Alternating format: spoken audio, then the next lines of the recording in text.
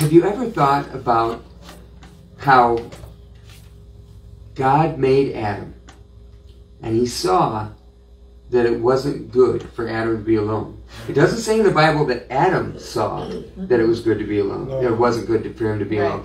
God saw that God's goal was to reproduce men.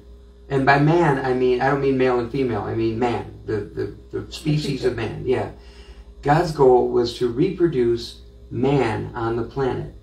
So for that purpose, it wasn't good for Adam to be alone because he couldn't get the job done. Exactly. So what did he do? He put Adam to sleep. Pulled a rib. And he pulled something out of his side. Yes. And that thing that he pulled out of his side, he then shaped and molded, and turned it into, yes, and turned it into a woe. A woe. Man. Yes.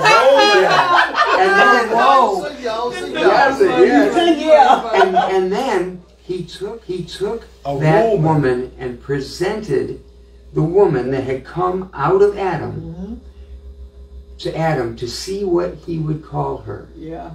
Okay. Why? Because God was looking to reproduce after his kind, because Adam was made in the image of God. Now, Adam screws up, hands over dominion of the planet, which is God's planet, but it was given to Adam to run. Right. Adam screws up, whatever. Can't say I wouldn't do the same. Although this is a time to make sure that everybody knows that God came to them and he said, "What's the deal?" And Adam blamed Eve. That's because she took the first bite. Adam blamed Eve, and Eve blamed the serpent, and the serpent didn't have a leg to stand on. Yeah. And actually, if you look at it, Adam didn't blame Eve.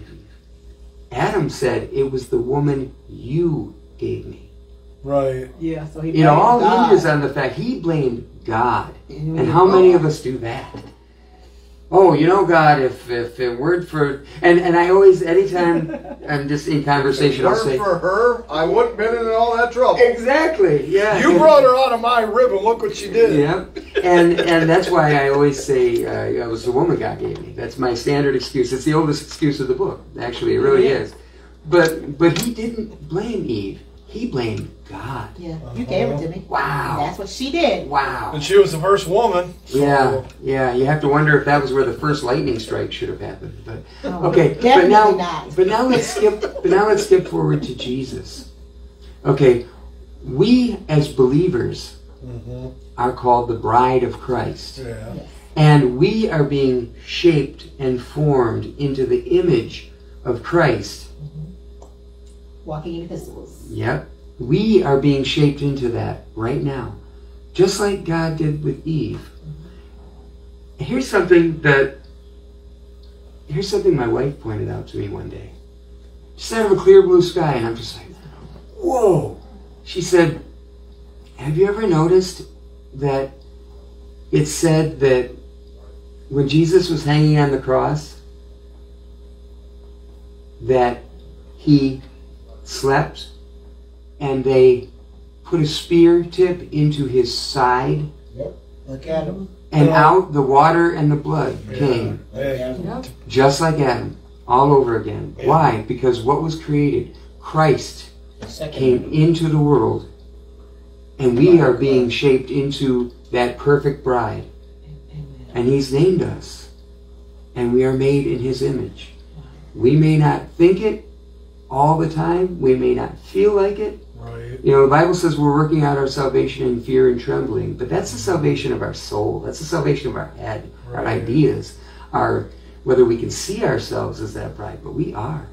We are that bride of Christ.